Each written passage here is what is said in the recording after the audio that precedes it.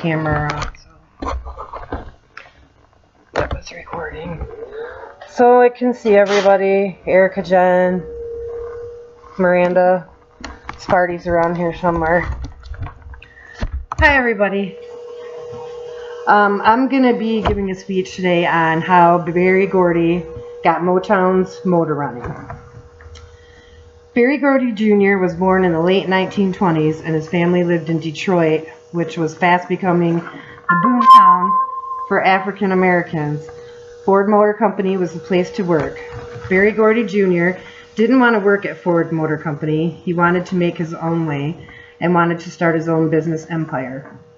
He came from humble beginnings and tried a few different ventures to get where he is today. Motown Records is still to this day one of the most influential businesses of our time. Although Motown isn't as big as it used to be, it is and always will be a tribute to the African American named Berry Gordy Jr., who had a dream and made that dream come to pass.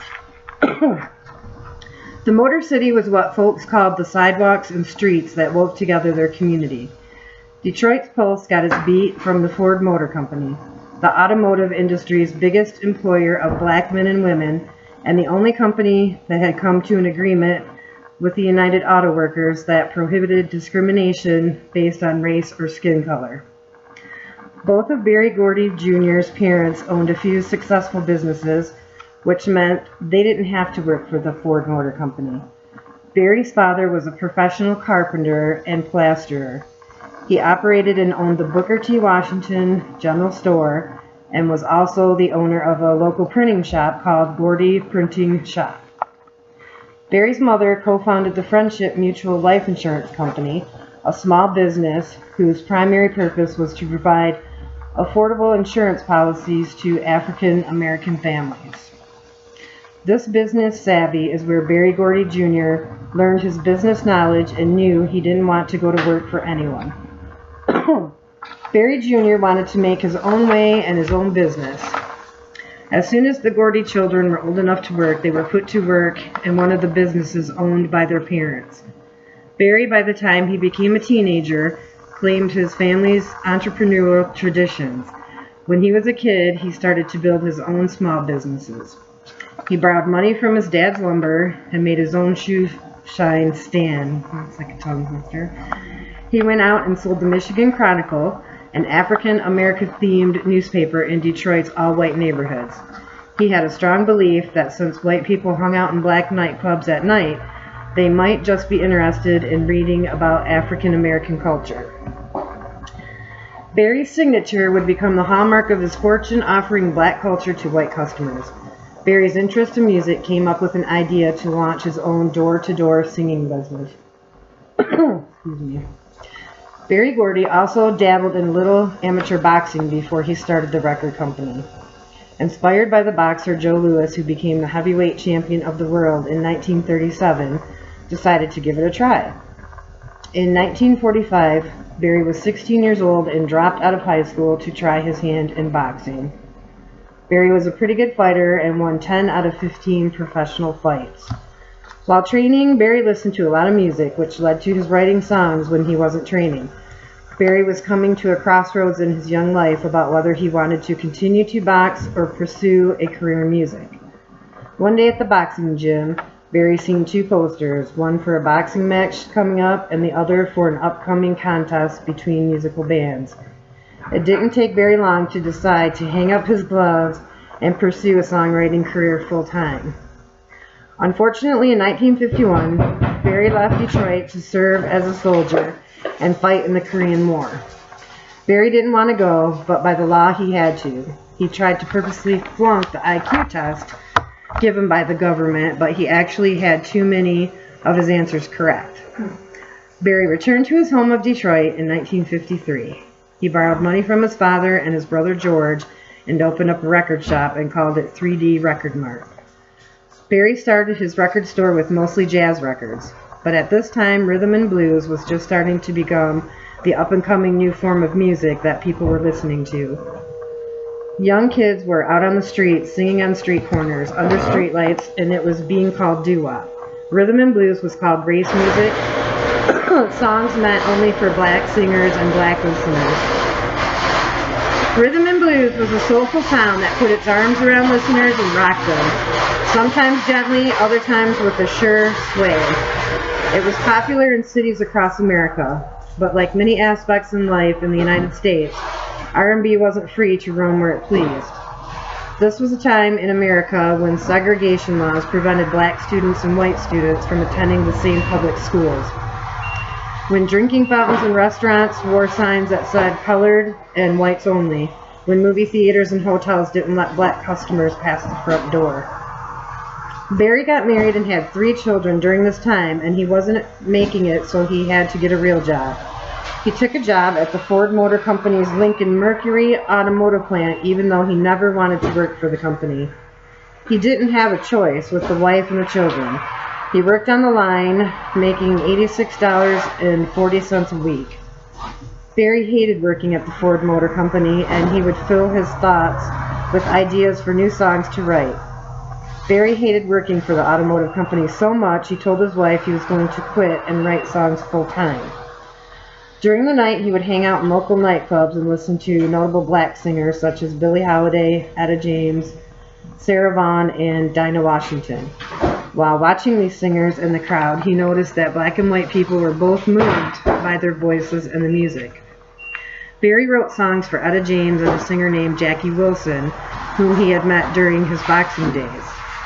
Berry Gordy Jr. became known as a very talented songwriter. During those days, Barry's songs earned hundreds of thousands of dollars, but he only received a one-time small writer's fee. Most of the money went to the white-owned record companies. The same was true for the black singers and musicians who performed the songs. White record companies controlled all the rights to the music, black talent made the songs, and the white businessmen owned them. The companies wouldn't even put the artists' pictures on the albums because white kids didn't want their parents to know they were listening to black artists, and also the companies didn't want the people to know they were black. Excuse me. Black people not only didn't get money, they also didn't get any recognition. Barry was pretty tired of seeing his hard-earned creativity and the talents of black performers go unrewarded, so he decided to start his own company. Hitsville, USA, later known as Motown Records, is a huge part of Michigan history, better yet, Detroit history. Barry started his company in the year 1959. He borrowed $800 and started the record company. Barry had built his company with different units that he had adopted from working at the Ford Motor Company. One of the most used things was in the lobby and control rooms. The lobby was the initial gathering place of future stars. Motown became a family who had acquired a good reputation as being a nurturing environment. The word on the street was walk into Motown and unknown, and you had the potential to walk out a star. Kids would also walk into the lobby and apply for any kind of job just to get their foot in the door, and hope to be able to sing for Mr. Gordy at some point in time. The control room was where the running of the business, like the car factory, came into place. There were regular quality control meetings where the songs were tested before they ever went out into the market. Mr. Gordy put each and every Motown song to the test before he rolled it out. Nice car lingo. Not everyone involved with this testing would agree that a song was a hit, and there would be some heavy bickering going on. Singers and songwriters would go to battle for a song they believed in. In the end, Barry would put it to a yes or no vote with the people who were involved, and that would decide the outcome. Barry would ask the group, if you had $1 in your pocket and you were hungry, would you buy a hot dog or this record? If they chose the record, then everyone felt it was a hit and it would then be recorded. Excuse me. Berry Gordy Jr., Motown founder, was quoted as saying, every day I watched how a bare metal frame rolling down the line would come off the other end. A sparkling brand new car. Maybe I could do the same thing with my music. Create a place where a kid off the street could walk in one door an unknown and come out another door a star. Motown's music told stories, and they were mostly about love, wanting love, waiting for love, finding love, being in love, saying hello to love, or kissing love goodbye. Smokey Robinson was a successful songwriter for Motown as well as one of the performing artists. He was quoted saying, We did not set out to make black music. We set out to make quality music that everyone could enjoy and listen to. Smokey Robinson and the Miracles were the first million-copy seller and soared to the #1 spot on the Billboard magazine R&B charts, where it stayed for 8 straight weeks. They also got the very first gold record. It was such a hit that everyone was buying the record, and white kids and even their parents, it didn't matter what the color of skin was, everyone loved it.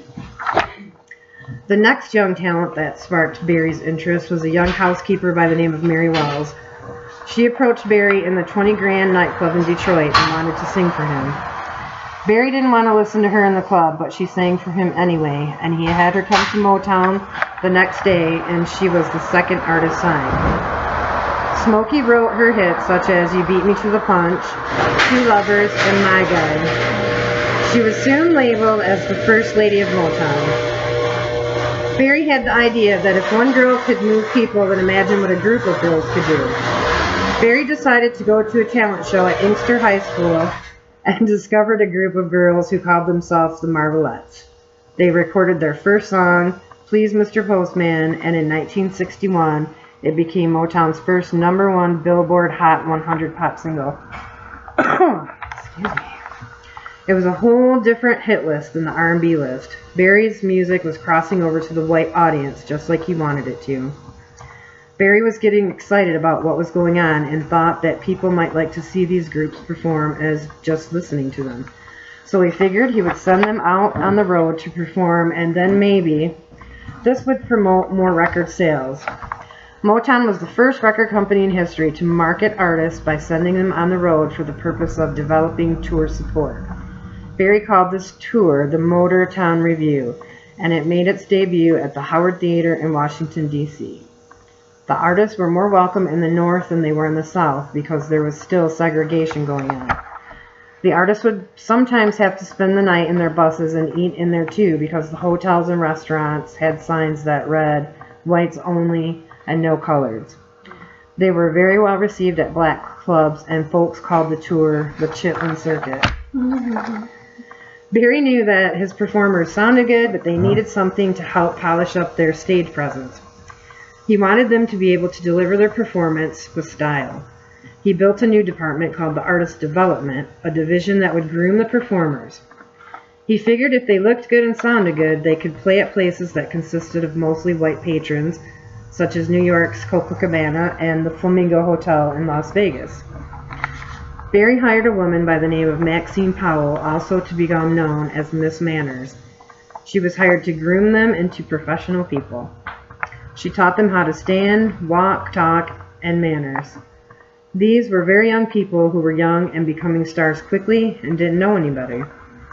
Barry also hired a choreographer named Charlie Atkins from New York City so he could teach his artists how to be able to move smooth while they were performing in front of a crowd.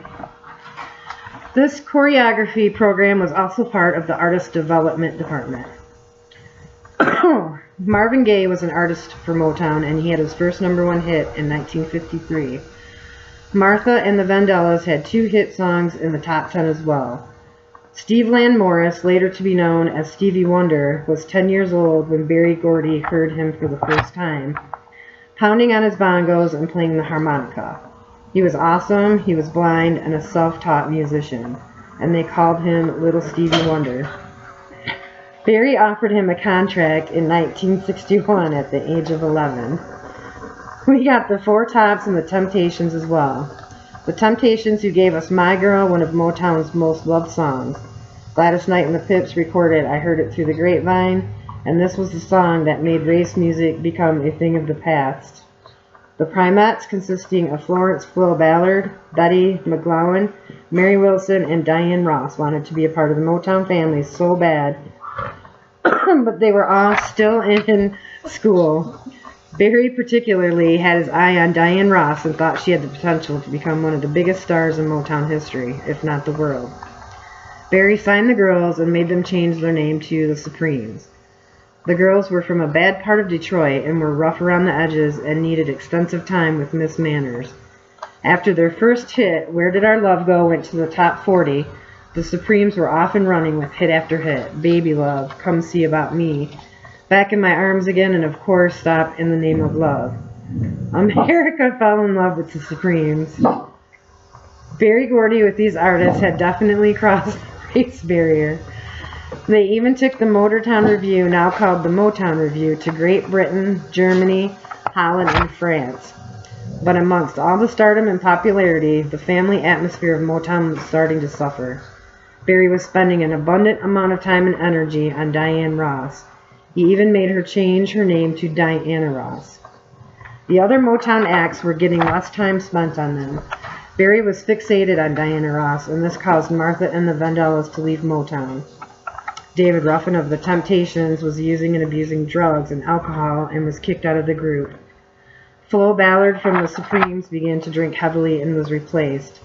Marvin Gaye and Berry argued all the time over his career. Berry was so concentrated on Diana Ross he didn't see the full weakening of the Motown family unit. Sunday, July 23, 1967, several Motown singers were performing at Detroit's Fox Theater when the riots began. It was said these riots started when the police busted into a nightclub where men and women were inside celebrating the return of two young men who had just returned home from the Vietnam War. There were people who hurled bottles and rocks. Looting and fires were going on outside everywhere. Bullets were flying in every direction. Smoke filled Detroit skyline. The Detroit riot lasted for 5 days and was one of the bloodiest, deadliest uprisings in American history. April 4th, 1968, Martin Luther King Jr. was assassinated in Memphis, Tennessee, which ignited more riots in every major American city.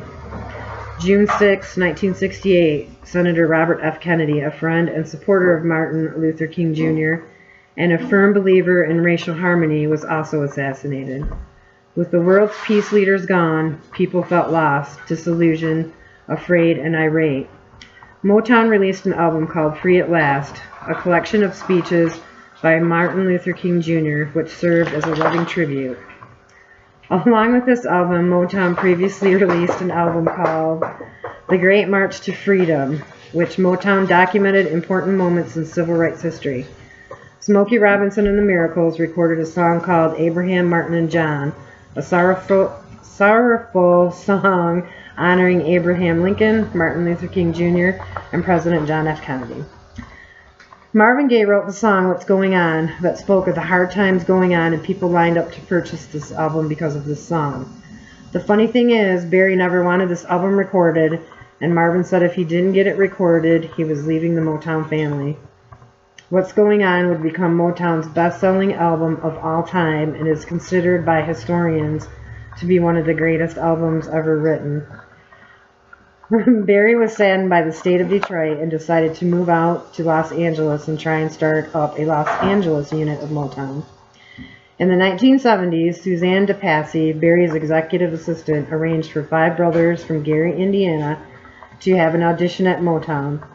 They became the Jackson 5, and once America was introduced to them, the group was unstoppable. Their first hit was called I Want You Back.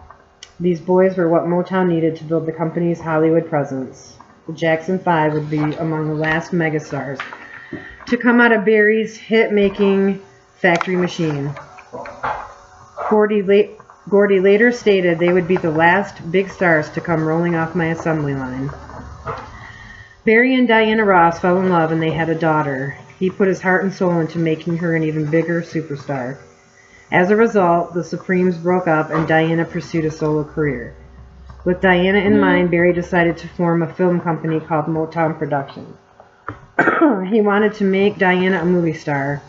He financed Motown's first major motion picture, Lady Sings the Blues. It was about the legendary jazz singer Billie Holiday and of course starred Diana Ross. Back in Detroit, the recording artists began to feel slighted, and one by one they started to leave the company. By the 1980s, Motown invited new members to the family from the disco era. Lionel Richie and the Commodores, DeBarge, Rick James, and Tina Marie, to name a few. Motown's disco performers recorded most of their songs in California. Berry still owned the offices in Detroit, but Hitsville, USA had become a place of Motown's past. Berry decided to stop the music after so many of performers left and he was losing money. Barry also lost his passion for the once golden enterprise known as Motown, and in 1988, Barry sold portions of Motown to MCA Records for $61 million. MCA would own rights to the name, the record catalog, and whatever else remained of the recording artist's contracts. Berry Gordy Jr., the Supremes, the Temptations, Stevie Wonder, the Four Tops, Smokey Robinson, and Gladys Knight and the Pips have all been inducted into the Rock and Roll Hall of Fame. Barry has received a star on the Hollywood Walk of Fame. 2648 West Grand Boulevard in Detroit is now a museum that keeps the Motown sound alive with displays of Hitsville, USA memorabilia. A Broadway show called Motown the Musical keeps the sounds of Motown alive for fans young and old. Barry had set out to do exactly what he wanted to do. He started his own company from an $800 startup for over a $61 million enterprise. He crossed over black music to a white audience and paved the way that people seen black music. He and his artists survived segregation in the 60s and brought people together by making compassionate music. Berry Gordy Jr. has a lot to be proud of. He made an American iconic music label in the music industry.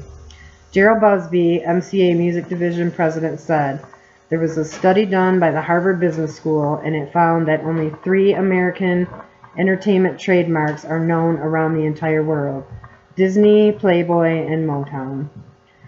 That is a pretty impressive thing for a little boy who came from Detroit, Michigan. He fought all kinds of barriers in the time on history and made his dream come true." Thank you. Good job. I'm going to show these, and I'm going to show you too, Brian. I don't know if you can see them. Those are my citations. I'll keep them up there. And Sparty did join the conversation. He jumped up there. And here's Brian. Thanks, guys. All right. That was probably a little longer.